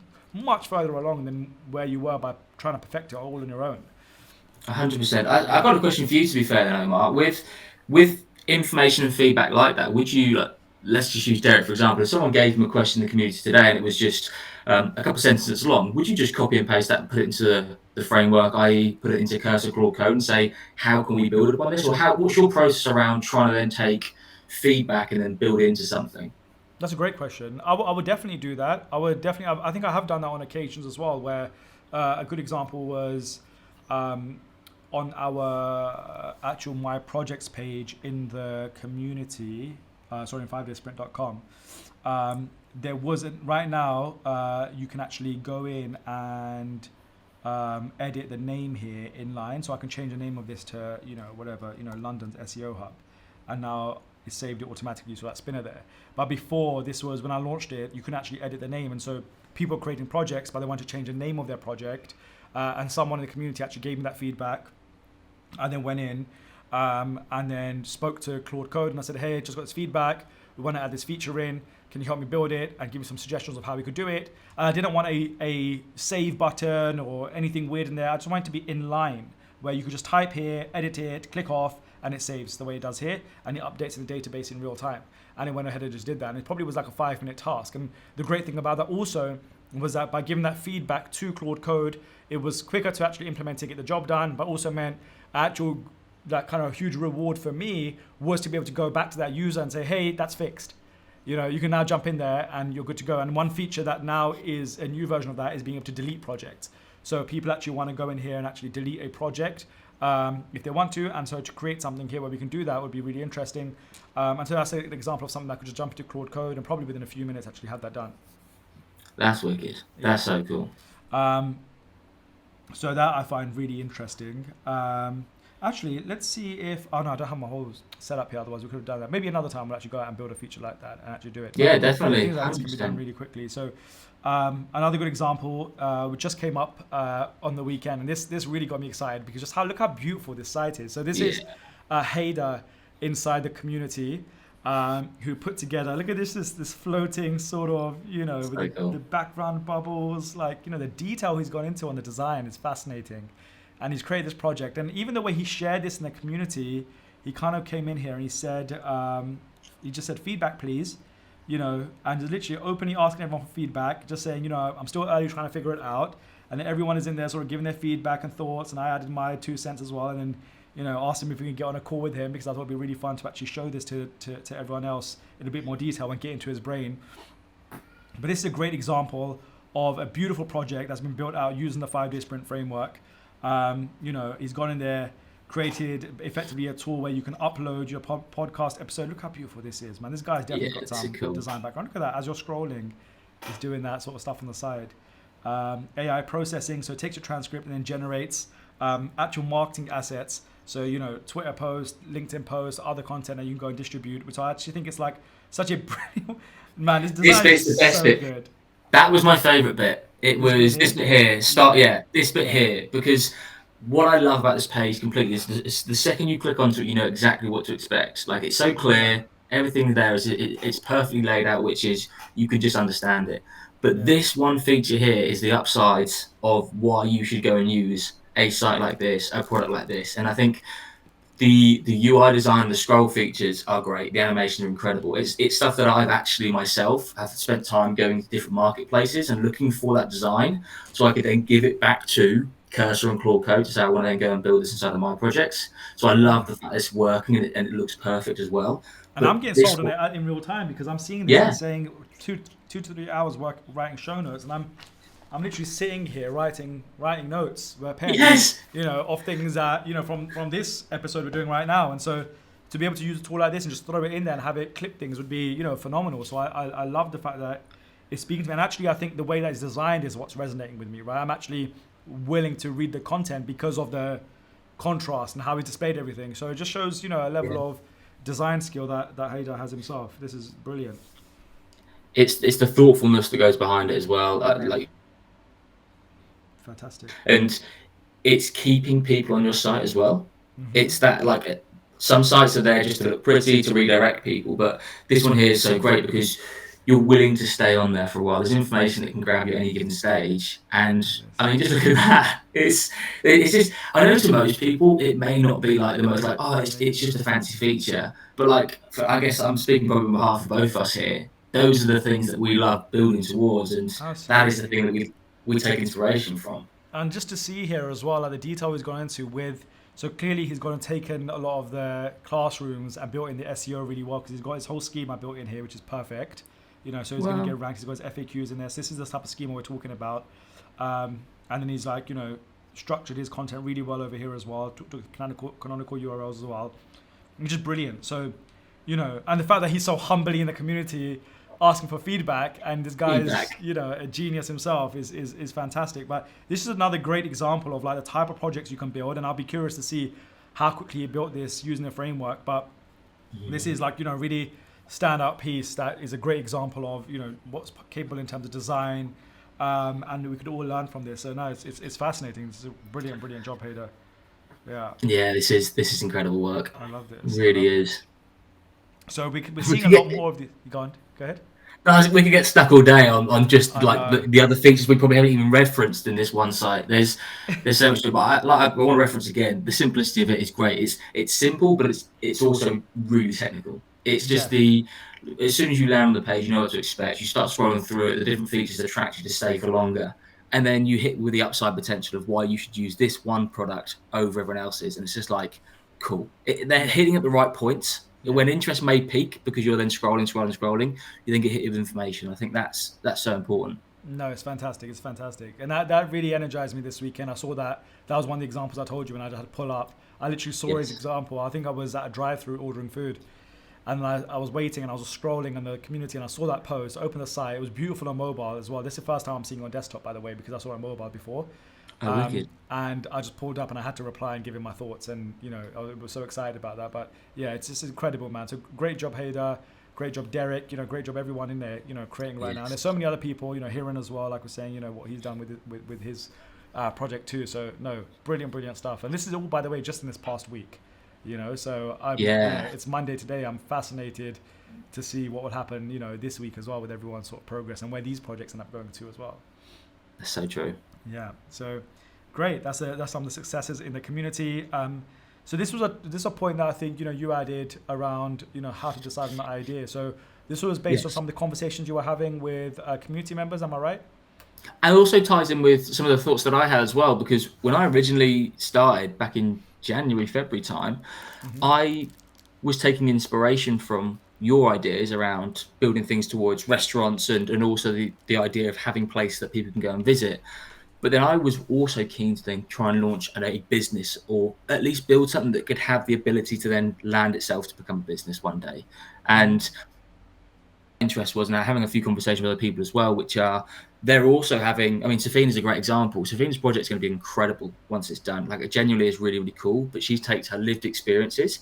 She wants to go and build a business, and she wants the 5-day sprint framework to be the pinnacle to help her build out exactly what's in her head, to then have it aligned with what's on a website. So I think it was more of a question for you, and it's great to have these recorded sessions for them, which was when you are devising these ideas, when you first came around with Guilty Chef, and when you had the first ideas around Best to Buy, were these more so you going into Ahrefs and trying to lead upon the data, just knowing that there's already traffic in these one area? Or were you more so leaning towards the idea of, I want a bit of a 50-50 split. I want to be interested about what I'm building, but I also want some sort of data to show that there's stuff that I can get started with straight away? Yeah, I'd say it's more 50-50. And normally it's led by curiosity of the projects that excite me the most. And I think we spoke about this earlier with a new idea, are those which are almost like, what is something that maybe hasn't been done yet in a specific type of way due to the availability of AI right now, right? So with Best to Buy and Guilty Chef, with both of those, Guilty Chef was the first version of almost like AI SEO. Like, hold on a second, we can do automations in Zapier, we can use Anthropic as a step in Zapier, and I'm doing SEO right now by going to Anthropic and asking it for schema, and I'm copying and pasting it into my project. Well, if I can add a step in Zapier, that means I can automate that. And if I can add a Webflow step in Zapier, then I can send the data to my site, so technically I can automate SEO. So that was like the curiosity, but I hadn't Yeah. built it yet. It was just like understanding these building blocks were available. And then that idea becomes so exciting to me because I haven't yet seen it done, but I know that it might be possible, that actually I almost want to like take that idea and make it just to see if it's Yes. possible. And I know that really what I'm driven by is like, well, if it becomes possible, it's almost like logically it's possible. And so I'm already sold on the fact that it can be done, but I just haven't done it. And so by Sure. doing it, it's kind of, that process energizes me. And I'm also, feeling like, okay, well, it's a big leap forward if I execute it, because to automate SEO in that sense would be fantastic. And at the same time, I'm also seeing just on Twitter and around certain conversations, the idea of programmatic SEO is becoming a topic. People talking about the type of strategy that, sites like Zapier themselves use to be able to actually, drive a lot of traffic to their website. And then that is what led that curiosity. And then I have the Guilty Chef brand, which was already existing from before, but was like a good sort of, canvas to say, okay, let's take this project, and if we could automate the SEO from that could be interesting. And I think again with AI was the idea of kind of these sort of copycat recipes, being able to take recipes from other restaurants. Could we then add menus from other restaurants into the site? So could I just go to Burger King, paste their menu in there, and just have it to generate the pages?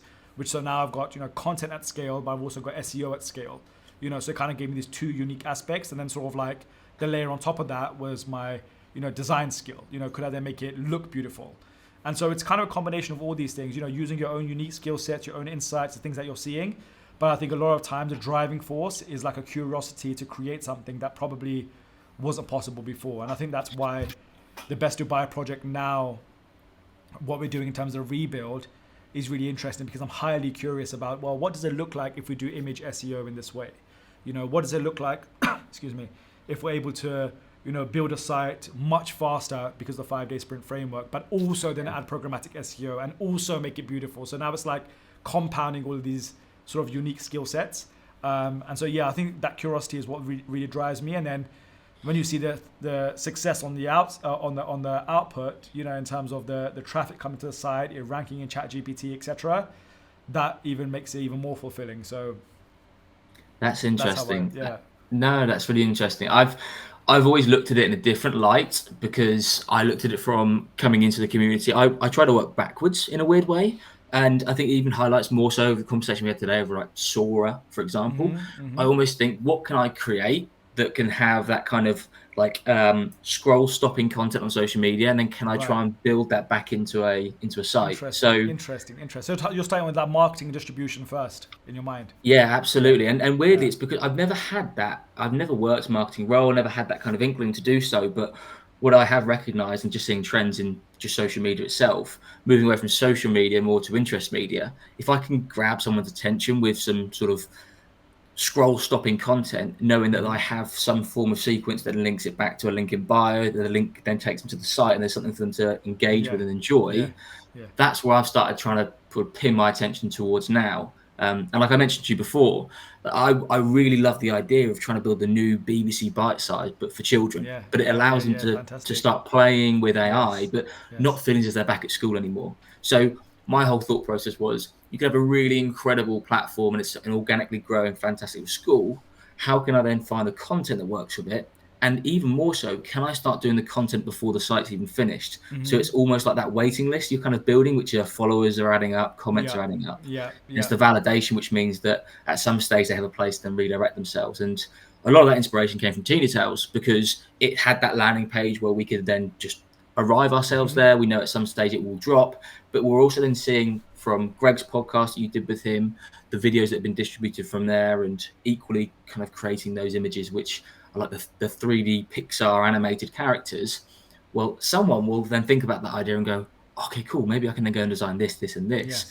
And therefore it's that falling sequence, which was originally why the idea came around to ask, which was, is it more passionate, is it more data? And I think probably the conclusion of it is, it can be both, or it can be one or the other. It doesn't really matter, because at some stage you will build something that's bigger than just a site. Yeah, and I would say kind of passion, but more so curiosity. Like, I'm greatly driven by my curiosities, and it's almost, there's something just very exhilarating about the idea of possibility, where we kind of, generally speaking, can have like, and I've spoken about this concept before, like, when we think of the term what if, it often reverts, takes us to a place of defense, almost like, well, what if this goes wrong?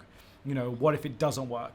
But I've never thought of what if in that way. Like my connotation of what if has always been positive, It's always been like, well, what if we could do this? What if SEO worked? What if this? What if that?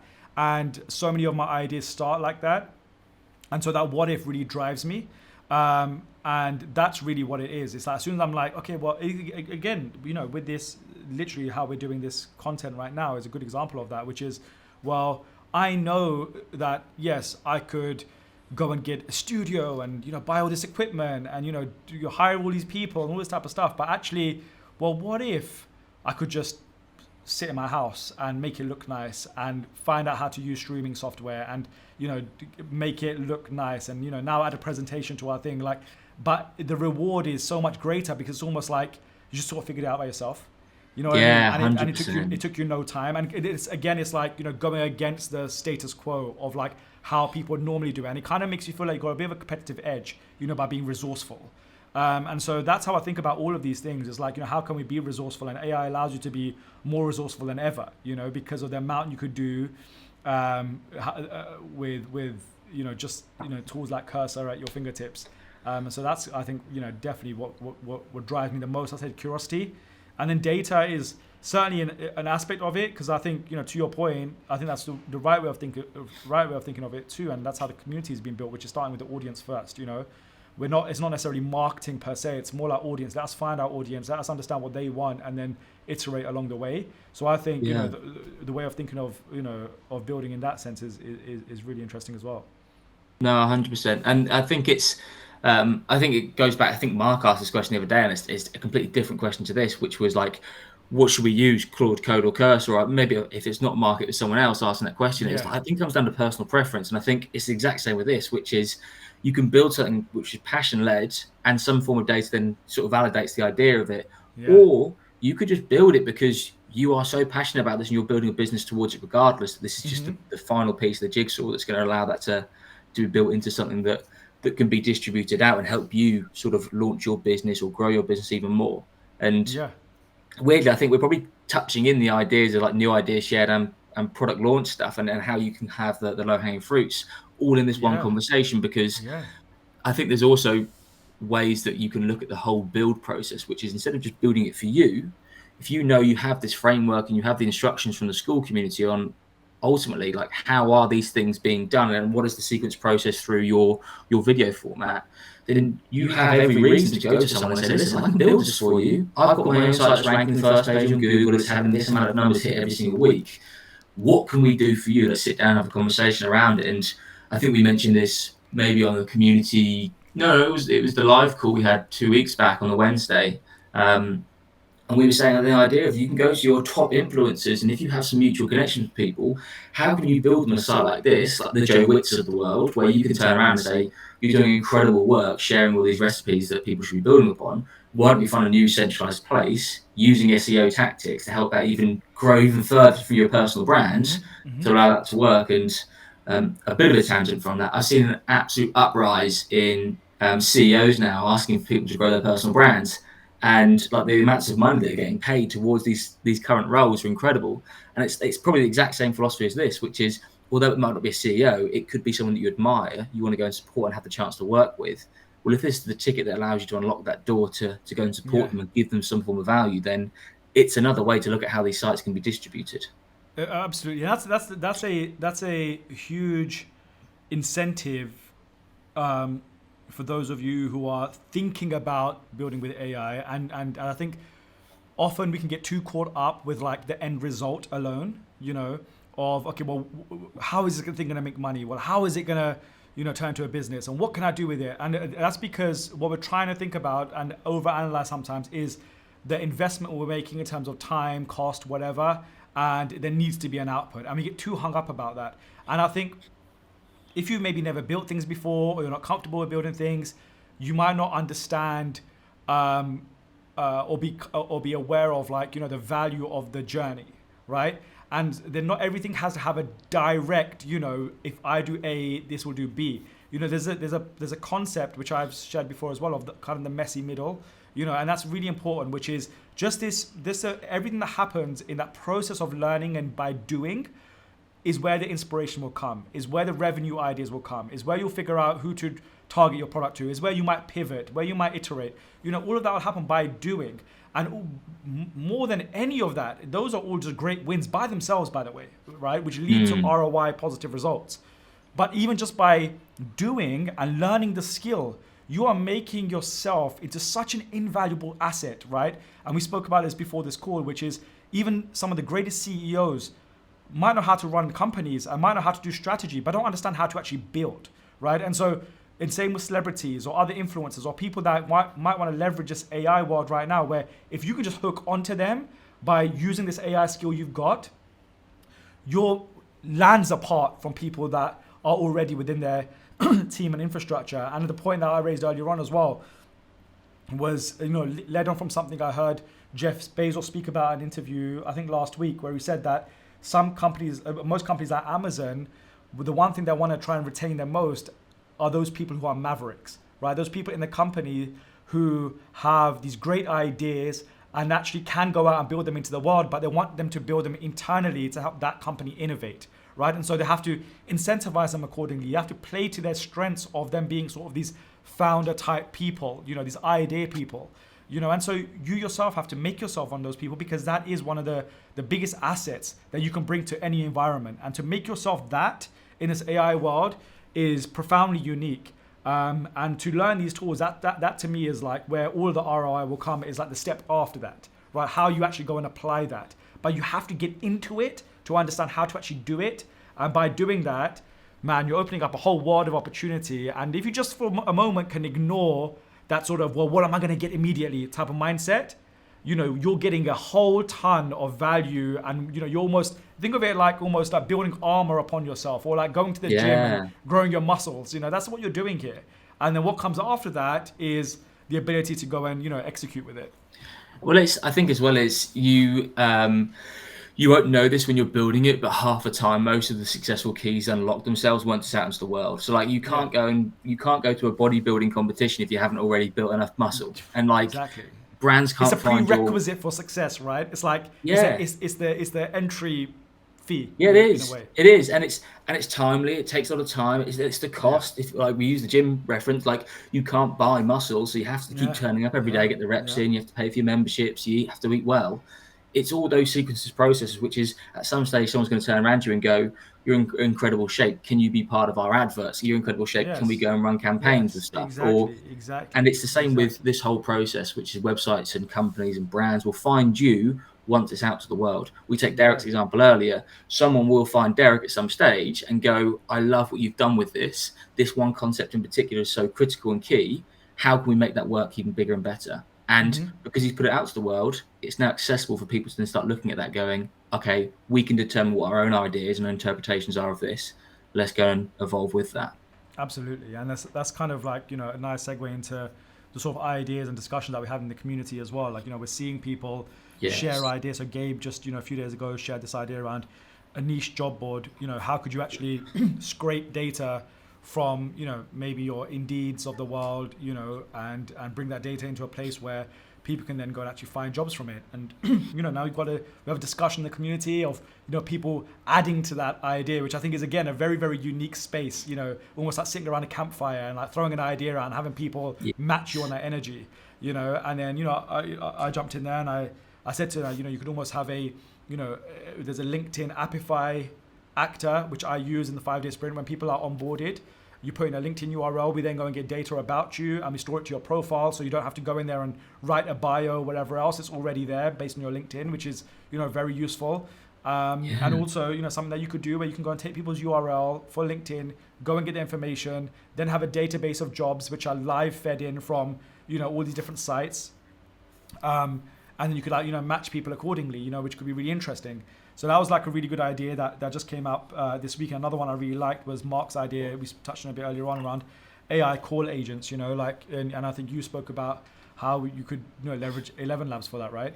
Yeah, I love. So when I first got into AI, I was looking at voice agents because for me, no one wants to sit there anymore speaking to this chatbot in the bottom corner of the screen because how long it takes you to go from typing this message out to this chatbot to then having the answer when you've now spent 15 minutes on this website, you haven't got anywhere with it. I love the idea you can speak in real time, have a conversation for no longer than 30 seconds and find out what you want. And 11 Labs has got this really incredible feature. I'm not sure how they do it. It's incredible that they have got it, where you can say to Elle, who's the 11 Labs agent on the website, can you take me to this particular page? Can you take me to the conversation AI page? And hands free, it'll take you there. And I was like, this is genius. Imagine if you are Levi's, right? Your jeans brand, and when you go onto this website, all I'm looking for right now is 34-inch waist jeans that are tie-dyed with the rips. If you went to that 11 Labs agent and just said, that's exactly what I'm after, and it redirects you straight to that page, hands-free, think how quick it is now to do online shopping. And Absolutely. that are processes such as that, which I think will just at some stage start really. And they've also, by the way, added that text feature as well. So if you don't want to speak to it, you can text it. But the format of how things work are so much more quicker done. And I think It reminds me of Sierra .ai, which is started by. I've never seen this. His name is failing me, but I think he was a CTO at Airbnb. Type in Sierra AI founder. I think it's Brett something. Am I right? Brett Taylor. Oh, Brett Taylor. Yeah, so Brett Taylor, founder CEO, he co-founded the company. So he co-created Google Maps, CTO of Facebook, and being co-CEO of Salesforce. Okay, this guy is solid. Yeah. So anyway, if you want to talk about rappers in a way, like not to reduce it just to a rapper, but in a sense, like what they're doing is they're effectively delivering customer experience for companies. So they'll go into companies, and I think Sonos is one of them, for example, and figure out, okay, what are the products they're offering? How can they actually help convert more customers by leveraging AI? And they build custom solutions for them. And now what I think is really fascinating about them is their sort of pricing model is sort of like a performance-based model. So effectively, it's like, well, if our AI agents don't perform well enough to actually help your customers convert, you don't need to pay us anything. Which I think is also a really interesting way of doing business in the future. And so, yeah, they built this whole sort of enterprise business off the back of it, which is brilliant. So they go and actually build your agent for you and actually create this whole experience. So yeah, it's fascinating. But it just goes to show, you can take something as simple as an AI call agent as an idea, and you see it all the way through to something that can really go ahead and you can sell to enterprises. And again, might be something that 11 Labs offer, but you could add your own unique elements. You could add different APIs to make it, specifically unique to your use case. And again, these things are things that you could build out over a weekend, and just go and shop door to door by Monday and go and see if anyone's even interested, And I think that's the other really interesting thing about having ideas in this sort of AI space is that you can very quickly validate them, very quickly build them, and also get a sense of if you even enjoy building the product and if it's something even interesting for you itself. So yeah, I love this whole aspect to the community as well, where people have started to share their ideas and have a little bit of a brainstorm session with other members. I'm with you 100%. And I think 11 Labs, what they've done perfectly is you can update and just upload PDFs to that agent, so it educates itself perfectly. Well, with the 5-day sprint framework, because the whole promise is it has all the backlogged and back-end systems that, look, no other platform that I've seen just yet has the ability to have that same aspect. You can educate the 11 Labs agent or whatever if it was, I think retail's also very well known for voice agents too. You can then upload that source of information into this voice agent, and it's already updated itself on everything you've built to date. And I've had experience. Plug in your Shopify, you connect your Shopify store, things like that. Yeah. Exactly that, and it then automatically regurgitates your FAQs via voice. So every single time someone says to it, my shipping at the minute in time, my shipping number's this, do you know when it's going to arrive to my house? Like, they'll be aware at some stage, probably already, that I haven't even uncovered yet, or maybe we haven't even explored, that someone's built that one product that helps it with it. And if you're building a site at the minute in time that's to do with clothing, accessories, or some form of shipping that has that sort of e-commerce element to it, well, that voice agent is going to become so strong, because instead of you having emails just filling up your inbox asking about shipping information, they can just go directly to that voice agent, the voice agent grabs all the data behind the scenes, and then the team can then meet on a Monday or whenever they meet and just talk about the data that's been collected and Absolutely. work out how they can iterate with it. Absolutely. The data part is something I'm interested in. I spoke to you about it last week, but we have so much data of just, community members and activity in the framework. And I even want to see a lot more data. Like, I want to understand how people are using our experience, what features they're using the most. And so we can also make, informed decisions on how we want to iterate, for the customer. And so, it's very interesting to even think about that. And that's an example of something I'm highly curious about, which is what does building a data dashboard look like, with AI. So no, that's certainly fascinating. Cool. And so maybe that goes into sort of the idea around, post-launch. Let's say you were taking an idea and then wanting to bring it to life. What were your kind of thoughts around that? Because I know though, again, what some of the conversations we're having in the community is, right, now I've got my idea, now I want to go ahead and distribute it. What were the sort of the thoughts and conversations around this point?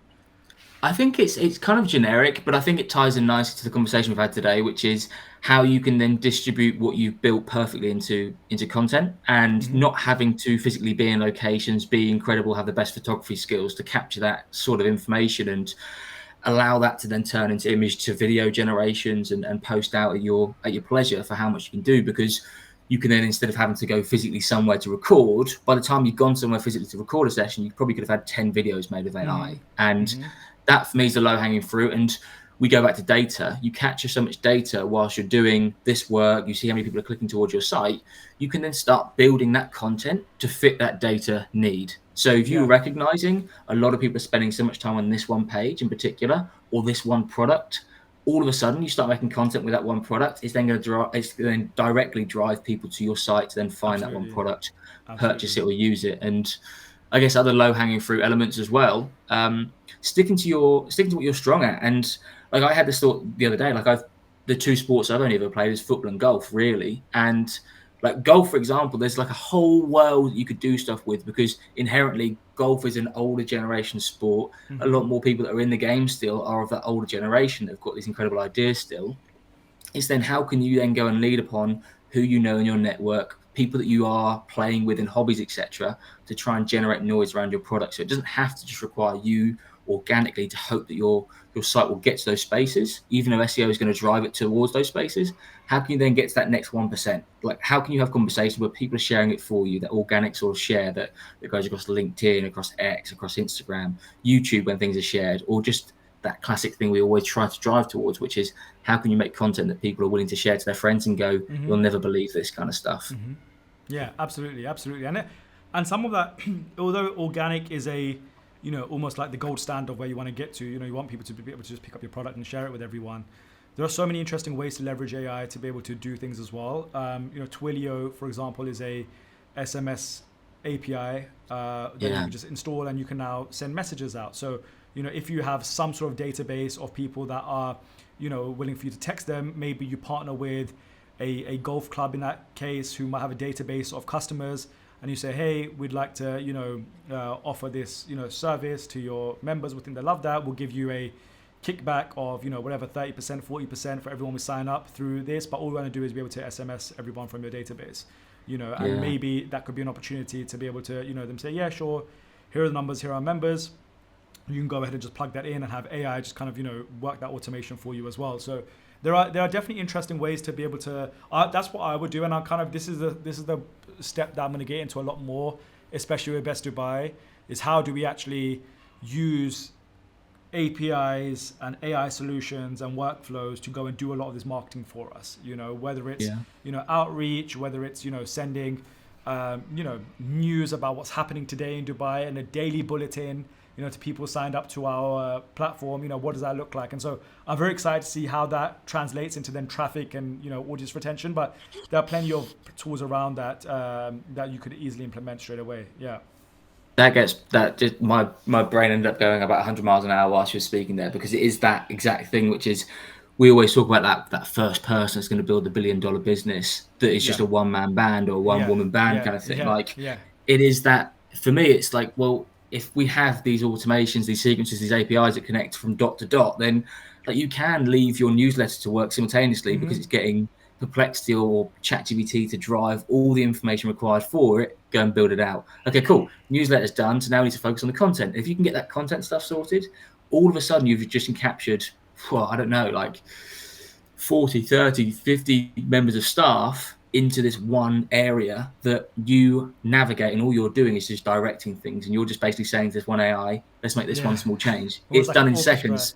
Yeah, Yeah, rather than like setting the meeting up and just It's doing true. it that way. I have this wild, again, a curiosity-led idea, right? Nice. And I want to get to it soon, where I essentially have like just loads of screens or monitors on the wall, and each screen is almost like an AI agent running for a specific type of task. So almost like, let's say, an email AI agent, and never to be touched. But it's just the idea of live data, almost like what you see in a stock market, right? But just in front of me. Almost I want to see the AI email agent doing the best Dubai marketing on autopilot, the Guilty Chef autopilot. And I'm just seeing content being written, content being distributed, content being prepped. I'm seeing conversions. I'm seeing what that looks like in terms of actual activity on the site. And maybe the agent next to it is going ahead and making product decisions based on that information. It's just, I just kind of see this thing, and maybe like, revenue tickers, connected to as well with like Stripe's API. And again, like all this stuff's possible because the data is out there, but it's like, it's a really cool, and almost like if I could have that then in like a man cave somewhere, it would be even more fascinating. Like I can just like open this man cave with Face ID, and I walk in and I just have like these AI agents on screens on the wall that are just 24/7 working and just making all this stuff happen. And all you're seeing at the end result is, revenue uptick or, traffic uptick. It's like, yeah, that's something I'm really excited about. I mean, I've been saying to myself, I'm going to do it like ASAP. So I don't know, maybe within the next year or so, if we can get to a point of, setting this stuff up, it'd be really fun. But I think Best Dubai might be the first project that I experiment that with, where it's like 100% AI agent, automated marketing, distribution, product, everything. I think it'll be really fascinating, and seeing what that turns into. 100%. And I think we have agents inside of Cursor, agents inside of Claude, we have agents inside of ChatGPT now. Like all of these different variations are like they're just, the ideas that we've just had there are because the first version of these platforms have been released. Think about when you are ready to go and build this man cave with these tech-driven ideas. Think how good the agents will be then. Like you would almost be able to just the first thing in the morning, I want a report sent across to me with all the different things that are coming across, and it's just done. And there will be some sort of wild way that's already possible. We don't know it yet. Soon I'll be like, while I'm sleeping, through my Neuralink, just like, feed into my subconscious. So when I wake up, I'm like, Yes, that's so true. Oh, there are so many eventualities with how AI is moving. It's scary, but it's like, I mean, I always reference this back to you, and you gave me the idea originally. It's like you just bring the inner kid out of you. It is what would you like? Imagine being like 12 years old right now, and you had all these screens in front of you, like with your Xbox, etc., and you're just playing around with these different ideas. Like that is ultimately what all these different products do, and enable you to go and do so.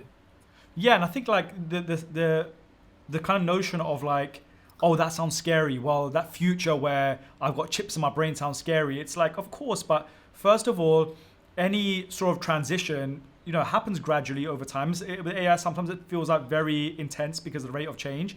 But if we went back to like, just go back to the 1950s, sort of when, you had, Martin Luther King, and now you've got, sorry to reference that because I don't want to, misrepresent a moment in time, but like, anyone in that period of before the internet, or before even like, take Michael Jackson in the 80s, before the internet or anything coming around, and then you fast forward to today where you've got Sora, and someone like creating videos of him stealing people's food, and running out, or like, whatever it is. It would be like, how could you even fathom this? The brain of someone living in the 1980s, that your likeness would be used like that, 40, 50 years down the line, and technology that you couldn't even, imagine what the internet even would be, or even the word internet, let alone everything that came after it, right? And so now you take where we are today, right? And if I say to you the idea of, yes, dreams being in your brain based on a chip or whatever, it can almost like bring out aggression and, fierce negative emotions. But actually, by the time we get to that point, society would have adapted and would have found a way to either include it within our lives, not include it within our lives. And what I found really kind of soothing about AI and how it can be utilized to create the life you want is I use AI to create a lot of efficiency in my life, right? And to optimize a lot of things that otherwise I would be spending time doing manually, such as speaking to employees, having strategic meetings, thinking about, concepts and ideas and having to then go and implement them. Whereas I'm doing that with AI. It's going off and doing those tasks for me, which buys me a lot of time to do things that I want to in my real life, right? Where Yeah. I'm able to be a lot more flexible with time with my family. I'm able to go on walks to ideate because while I'm going for a walk, agent is going on and like kind of coding the thing for me. When I come back, I can get to the next task. And so it's actually giving me, I feel, a greater quality of life because of all of the time it frees up and where it allows me to go with my life, as opposed to, just being there stuck in a 9 to 5, speaking to people, that sort of like environment, which I don't necessarily enjoy.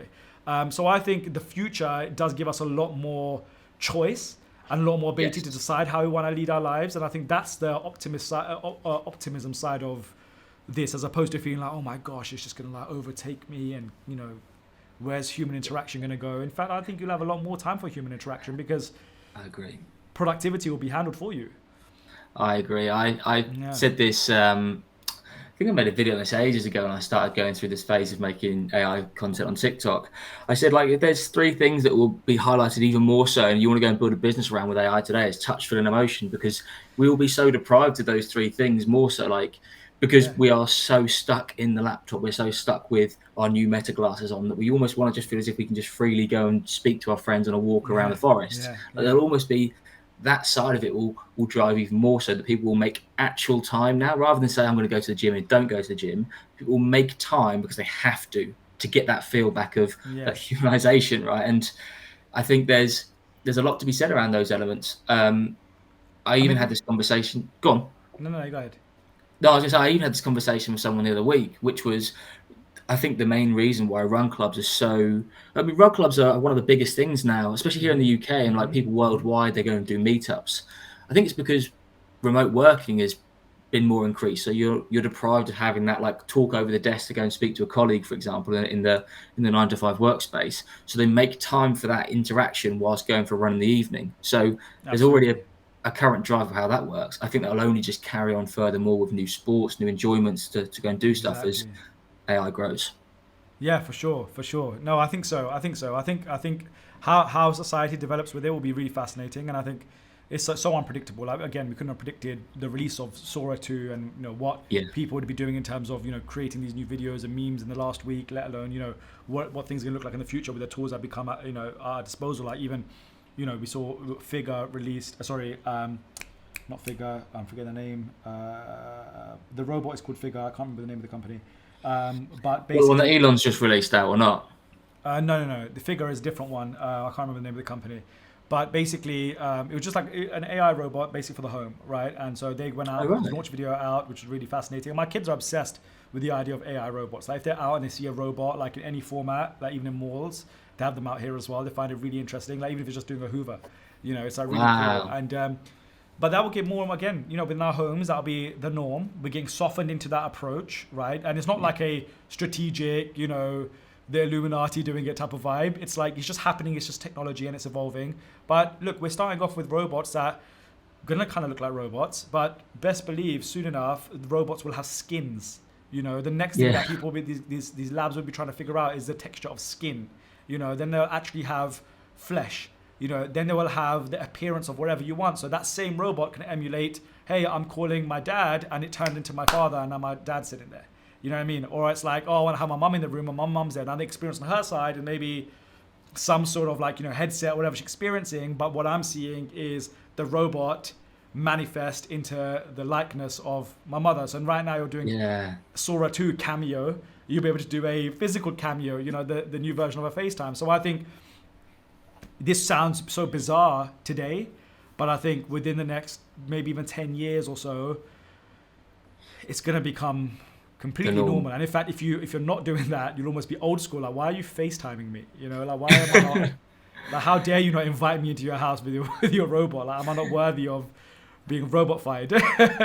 I remember I had those exact same thoughts when I saw the metaverse get released. Like, it feels like ages ago when the metaverse first came out. That video where Zuckerberg released the video of put your goggles on, all of a sudden you could have your whole workspace, but while sat here at your desk at home, and I remember that. that felt so alien like the idea that it was cool. I was excited for it, but it was like, are we really going to get there? And then you I start know. thinking to yourself now, like, Meta Glass has come out, Apple have also Well, released their own versions. his view on those type of things sometimes is like, it's strange because you want to be bullish on him in general as a person. You don't want to bet against Mark Zuckerberg in like No, that for sense. sure.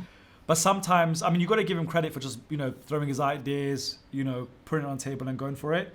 But sometimes it's like his viewpoint and how they'll be materialized feels a little bit unbaked, Yeah. or a little bit, lacking in maybe empathy, maybe the right approach. So I don't know. It's sometimes, interesting, but then you have Apple in a sense, which will be a lot more human centered, right? Like they're very conscious of like, these are humans using the products. They want to think about that, and which is going to be really interesting in terms of how OpenAI and Johnny Ive do their thing. Like what does that look I'm like excited. in next year? So, great, man. Well, I think we can wrap this up with just something really exciting that I think everyone's going to be loving, and I'm sort of really excited about it, which is Ollie's office. And I think we've seen a sort of version of this over the last couple of weeks where Ollie has been jumping on calls with members in the community, and even at times with people who have been thinking about joining the community and getting involved.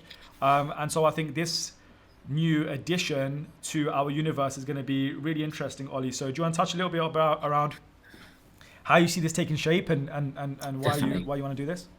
Yeah, definitely. I think it's important that we can have another layer towards just typing and texting through on school to say that, listen, I'm stuck with this element. I want to go and jump into this, but I'm just stuck at this one stage, or I'm thinking about something. What's your thoughts on it? Or even more so, oh, this is my idea. I want to bounce some ideas off you, kind of stuff. And I think I want to try and bring that personalized feel back to it, because I think in every school community, it's going to be the exact same, but how can we be different? And how can we almost help people when they have that immediate struggle straight away? How can we jump on, react to it, and make sure that they're good to go to move on? And I think one of the biggest aspects that I've definitely learned from this last week is everyone's at different stages of this whole process. So it's being able to make sure everyone's feeling heard. We've got the solutions for it. And if we don't have the solutions for it, we can just sit on this call and work with it there and then to make it happen. Because I've had stages myself where I've come up against bugs or errors inside the framework for me. All I had to do was just go through that sequence of asking it, okay, what's wrong? Can you show me what's going on here? How do we then improve that? I'm going to rely upon you to make that change. And it's taught me through that sequence. But for someone that's new and hasn't gone through that process right now, if I can be that person that can jump on a call with them and show them that whole process, how it works, it will allow them any single time they do come against some sort of natural bug that occurs to then overcome that fear element of it. And even more so, I had a call with a gentleman the other week who was interested in joining, and I thought that was a really great opportunity where we could just jump ideas across from one another, where like what he thought originally he wanted to go and do, and then how we can then take something maybe from experience that I've got and how we can then bring that to life. And Absolutely. that for me feels like if people want to jump on for 5 to 10 minutes and have that kind of conversation, let's do it. If it needs to be 35 to an hour long, then even more so, let's make time for that to happen, because the more that people can carry on progressing as quick as possible with this framework, and also have that education piece from jumping on with myself, or again, like there may be times where it's big enough that you can jump on as well, and you can be there. Of course, time zones are always a big factor of how things can prevail out. But I know you've been keen the times this week when I've had calls, you've been keen to jump onto them. But it's always been a case for me, I can just go and fix them there and then. Yeah. But there'll be opportunities for you to be part of those as well. Yeah, exactly. No, I'm really grateful that you're even putting yourself forward to doing this. It was your idea, which it makes me feel even better about it, because it's something that's coming from you from a place of care and passion for what we're building here. So I'm really excited just to see it take its own form, and I've seen it be very useful. It's definitely very useful to me, because as you see, my messages and inbound get insane, and sometimes I want to be able to speak to everyone, I want to help everyone, and so as much as I'm trying to do all of that with the content and resources in the community, calls like this, it's nice to be able to have a touch point for someone that can really be there, can book in the calls, can actually speak to you guys when you need it. And again, like even for those of you who are watching this maybe outside of the community, who are thinking about getting involved, who have some questions, Ollie is a great touch point, to be able to, feel some of those questions out. Maybe it's a small curiosity. Maybe you want a little tour of the community. You want to actually, have Ollie share his screen and show you around a little bit. We're totally cool with that as well. So we'll figure out, more and more of a system of doing this. It's just like an idea we're going to start experimenting with. So I'd say right now, maybe just dropping Ollie an email, which at Ollie, which is OLLIE at 5daysprint.com is a great place to start. Perhaps we'll consider setting up maybe some sort of calendar system where people can, contact you and get in touch. We'll figure that out. But I think it'll really take, a really cool form, and we just see interested to see what comes out of it. More than anything, the insights that I get, like Ollie and I speak every day, so the insights that come back to me, really inform the decisions we make, and even the questions and talking points that we bring up on these weekly calls come from those discussions that are happening between you guys and Ollie. So no, I'm very, very excited about that, man. Thanks for suggesting it, and I'm excited to see how it transpires. No, most welcome. And just to that point, I mean, the first topic today, classroom restructure, came from us speaking to people and understanding from their point of view of how things could be easy for them. And I think that's one of the nice things, which is we've had conversations all week where I've gone from conversation with someone to think, okay, is there a way we can change that and tweak that slightly? Sometimes it doesn't need to be. And it's more of a case which is we can just align it far easier in our messaging. Yeah. But there's also those elements which are, if someone came to us with an inspiring idea, it's going to trigger us to make our content even more so incredible for people to then be inspired further than just that conversation that we have. Because like you said earlier, the idea around the SEO strategy you once upon a time had came from one of the community members mentioning it to you. It's now a staple in what we do. So it's people also can feel heard in these conversations and know that place. And like you say, anyone that's not part of the community as well, by all means, email across and through.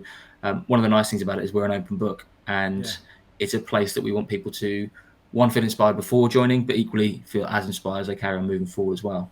Absolutely, man. No, thank you for that. And very exciting, man. This has been a tremendous call. It's funny when we started this, we were like, let's try and make them 30 minutes, and this is almost 2 hours. But it's good. It's been you can't shorten these type of conversations. But again, this is the whole part of iterating it. Is like, hey, last week was 30 minutes. This week you're getting 2 hours, and then we'll see the responses like. So let us know in the comments if you've made it this far into the video. Yeah, if you have, good thank luck you so if you much. have. Yeah, good. Thank you so much if you have. But if you have, please let us know how you're feeling about this type of these type of updates. What else we can bring to them. But I've had a merry old time, Ollie. Indeed, yes. Until next week, I'm sure there'll be so many more new things that pop up in the week. So we're always interested. And likewise, for anyone that is watching inside the community, or if they're just watching externally, it's either an email or a message in the school community just to let us know if there's things that are on your radar that you want us to talk about. Then again, like the idea around SOAR and ChatGPT is something that we want to be something happening every week, so we could be at the forefront of making sure that anything that's new that's happening in the space, that if you haven't got attention over it, we can deliver that value to people. So yeah, it's going to be super, super exciting. Brilliant. Thank you, Ollie. It's a good session, and we'll catch you guys next week. See you later. See ya. Bye.